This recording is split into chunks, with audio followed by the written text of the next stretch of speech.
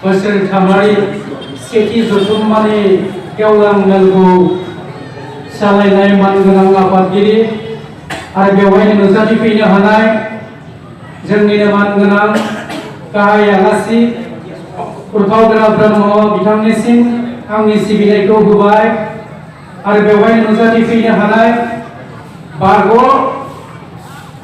MLA मानगोनां हेतेश बसुमतारी बिथांनिसिमबो आंनि गोसो गोरबोनि सिबिनायखौ आं होबाय आरो बेवहाय नुजाथिफैबावनो हानाय जोंनि मुसलपुर जिल्लानि आफादगिरि बिथां कातिराम बर' आरो गाहाय नेहाथारि सरनिया लोगोसे गुबुन गुबुन बिबानाव थानाय मानगोनां बिबानगिरिफोरनिसिम आंनि सिबिनायखौ आङो होबाय आरो बेवहायनो गुबुन गुबुन ब्लक कमिटिनिफ्राय नुजाथिफैनानै दिनैनि पेनेलखौ जाफुंहोनायाव हेफाजाब होफैनाय बिथांमोनखौ आं होबाय आरो बेवहायनो नुजाथिफैबावनो हानाय जोंनि CWC सोद्रोमा आगोमा ब्रह्म बिथांनिसिमबो आंनि गोसो गोरबोनि सिबिनायखौ होबाय लोगोसे नुजाथिफैबावनो हानाय समाज सिबियारि ओनसोलनिनो मानगोनां खायसे साहित्य सभानि बारग' बिबानगिरि खायसेया गुबुन गुबुन बिबानाव थानानै समाजजों सिथाबनानै मावबोनाय बिथांमोननि जि समाज सिबिनाय खामानियाव गोसो होथाबनानैबो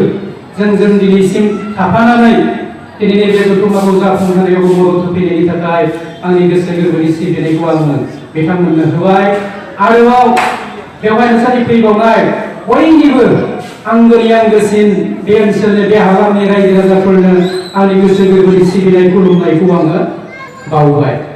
सिबिनाय रायजो राजाफोर दिनैनि बे जथुम्मानि समाव गोबां खोथाखौ गाहाय आलासि बेखेवगिरि बिथांमोनफ्रा बुंलांबाय बे बुंलांनायनिफ्राय जों मिथिनो हाबाय बेनि थाखाय जानजि खाफ्रानांगौआ जों बयनिबो बिबानसै बे बिबानखौ मावफुंनांगौ होननानै आङो जोंनि हालामनि गासै रायजो राजाफोरखौ आङो खावलायो आरो बे खावलायनायजोंनो दिनैनि बे समाव गोलाव बिबुंथि लाखियाबालासिनो आङो फोजोबनो सानदों। फोजोबनायनि सिगां नाथाय रायजो राजा खोथा बुंनांगौ दंमोनब्लाबो बुंनायनि खाबु थायैलाय समा जोंखौ थिनिलाय राव खालामिलाय आङो फंसे फंनै खोथा जोंनो बुंनानै फोजोबनो सानदों। नाथाय बुंनांगौ खोथाया गोबां दङमोन मिथिहोनांगौ खोथायाबो जोंनिफ्राय गोबां दङमोन हयथ' मिथिनो लुबैनायाबो रायजो राजानिफ्राय जोंनि बिटिसिआव मा मावदों मा मावाखै मा जानो थांगासिनो दङ बेखौ हयथ' मिथिनो लुबैनाय गोबां सोंथि सोंनो गोनां सोंथिफोर दङमोन आरो बे सोंथि सोंनांगौ खोथाफोरखौ हयथ' अनुभब खालामनानै फिननायखौ बिबुंथिनि गेजेरजों आं फिनलांनोबो हागौमोन नाथाय बे खाबुखौ आङो समनि आंखालाव रायजो राजाफोर लुबैनाय बायदिखौ आङो मावफुंनो हानाय नंला बेनि थाखाय निमाहा बियो दुखु खालामो। सिगां रायजो राजाफोर दिनैनि समा जोङो सांग्रां जानानै गावनि आथिङाव गसंनानै गावनि जि समाज बेबस्था खुंथायनि जे बेबस्था बेनि सायाव सोलायनाय लाबोआब्ला हयथ' जों जि अबस्थायाव आगोलनि बायदि थांनानै दङमोन आरो बे समानो हयथ' इयुन समसिम थागोन।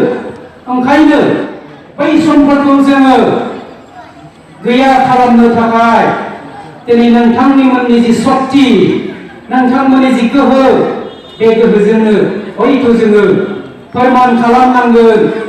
जों रायजो राजानि सोलायनायखौ लुबैयो समाज बेबस्था खुंथायनि जे बेबस्था बेफोरखौ सोलायनाय लाबोनायनि गेजेरजों जों जोंनि आथिङाव गसंनानै रायजो राजाफोरनि जि गांनाय उखैनाय लुबैनाय जोंनि जि ओनसोलनि जौगानाय दावगानाय बेखौ जोंनो खालामनांगोन आरो बे खालामनायनि जि गोहो जि सुजुग जि स्कप बे स्कपआ जोंनियावनो दङ आरो बेखौ फोरमान खालामनो थाखाय जोङो हयथ' फैगौ समाव जानो थांगासिनो थानाय लोकसभानि जि बिसायख'थि बे बिसायख'थिनि गेजेरजों जोङो जोंनि थार गोथार फिननायखौ होनो हानांगोन आरो बे फिननायखौ होनो थाखायनो जोङो दिनै जानजि खानायनि सम जाबाय।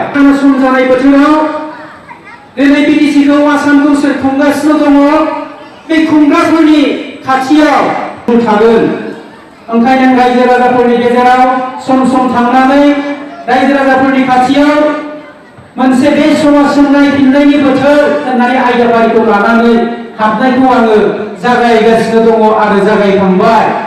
आरो बे जागायखांनायनि गेजेरजोंनो जोङो मिथिनो मोनबाय जे जोंनि रायजोफोरनि गेजेराव दिनै जाय खुंथाय गोहोखौ लानानै रायजो राजाफोरनो जोंनो रानसारनानै होगासिनो दङ, बे रानसारनानै होनायाव जोंखौ जेरैबायदि थगायदों आरो थगायनो थांगासिनो दङ, बे थगायनाया बोरै जाखो, मानो जानो मोनखो, बेखौ रायजो राजाफोरनो जों फोरमायनांगौ हिसाबै फोरमायबोदों। आरो बे फोरमायनायनिफ्राय रायजो राजाफ्रा सांग्रां जानो थांगासिनो दं। आरो बे सांग्रां जानायनि दिनैनि बे जथुम्मायाव नुजाथिफैनो हानाय रायजो राजाफोरनोबो सांग्रांथि खालामनो हागौमोन, बे साननाया आंनियाव नांफैदों। बेनि थाखायनो आं बुंनो नागिरो, जों दिनै बिटिसिआव खुंथायनि गेजेरजों बर'फ्रानो बर'फोरनि खुंथायखौ आरो बे खुंथायनि जि स्कप, बे स्कपखौ बर'फोरानो मोनदों।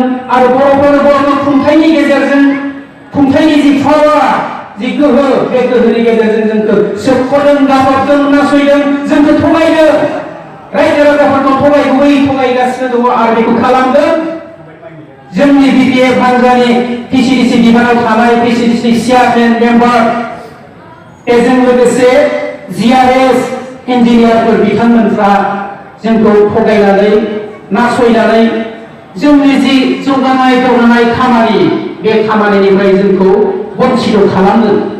आरो बे खामानिनि फोरमान हिसाबै जों दिनै रायजो राजानि गेजेराव थाङोबा नुयो पिएमएवाइनि गेजेरजों होनाय जि न', बे न'आ बांसिन लुफुंजायाखै, खायसेनिया आद्रा जादों, खायसेनिया फैसाखौ मोनदोंबाबो बिनानै लांफिनजादों। सिगि सल' दाबि थुमखि होनानै जेराव थांनायनि बाथ्रा बुंनानै रायजो राजाफोरनि जि फैसा बख'खानाय थाखाखौ बिथांमोना लांनानै गावसिनि जि उदै सुफुंनाय खामानि, हान्जानि जि खामानि, बे खामानियाव बाहायहैदों। आरो बेनि अनगायैबो रायजो राजाफोरनि जि मोनखानांगौ रां, जि स्किम, बे स्किमनि जि मावफुंनाय जि फिथाइ, बे फिथाइखौ जोङो दिनै मोजां रोखोमै मोनजानो हायाखै। आरो बेफोरनि एकमात्र खारनानो जाहैबाय पिसिडिसिनि मावनो रोङि मेम्बारफोरनि थगायनाय, गावसोरल' जानाय। जि पिसिडिसि चेयारमेन मेम्बारफोरा जिआरएस इन्जिनियारफोरजों लोगो जानानै जोंनि जि एमजिरेगानि थ्रुयै रायजो राजाफोरनि जि खामानि गैजारोङैफोरनि मावनानै जि मोननांगौ जि हाजिरा, बे हाजिराखौबो थगायबावदों।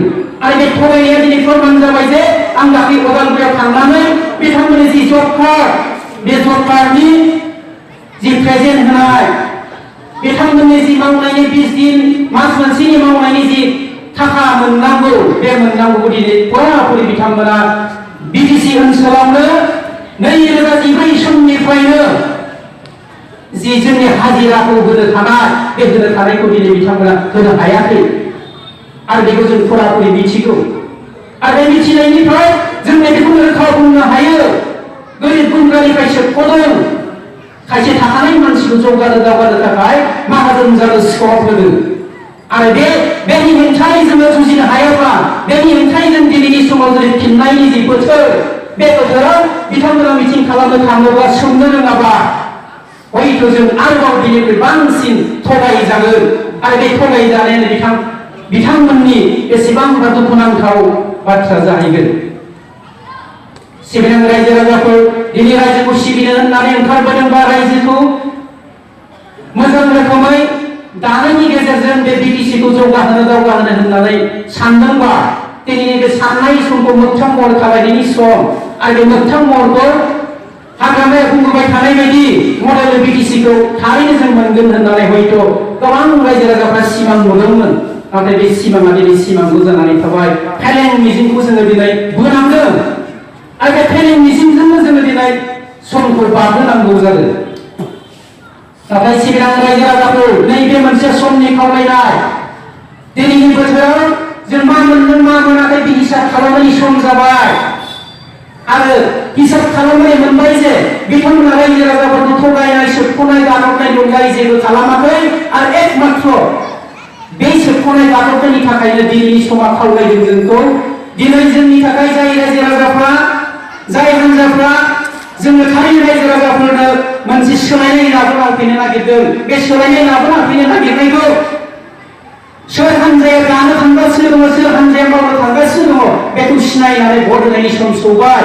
आरो दिनैनि समाव खावलायदों बे सोलायनायखौ रायजो राजाफोरनो होफैनो थाखाय इउपिपिएल हान्जाया दिनै आवगायबोदों। बे आवगायबोनायाव दिनै रायजो राजाफ्रा ज' खौसे जानानै बिथांमोनखौ स्कप होनो थाखाय समानो खावलायदों। आरो बे समखौ दिनै नोंथांमोननि जोंनि जि खामानि मावनाय, जोंनि एरियायाव, जोंनि ओनसोलाव रायजो राजाफोरखौ जि सांग्रां खालामनायनि जि नोंथांमोननि जोंनि मावनाय, बे मावनायासो जोंनो जोंनि समाजखौ जौगानाय दावगानायखौ जोङो होफैनो हागोन। बेनि थाखायनो हयथ' जोङो नांगौ जायोबा कमप्रमाइज गैयाबालासिनो समाजनि थाखाय जोङो गावखौनो जोङो दिनैसिमबो इउपिपिएलआव सिगांनिफ्रायनो थाथाबनानै खामानि मावबोदों।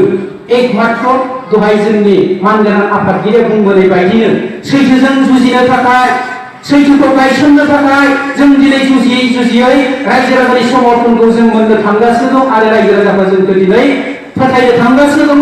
आरो बे फोथायनाय, बे आस्थायानो जोंखौ बिटिसि ओनसोलाव 2020आव सरकारखौ गायसननो थाखाय स्कप होनो थांगासिनो दङ। आरो बे समाव रायजो राजाफ्रा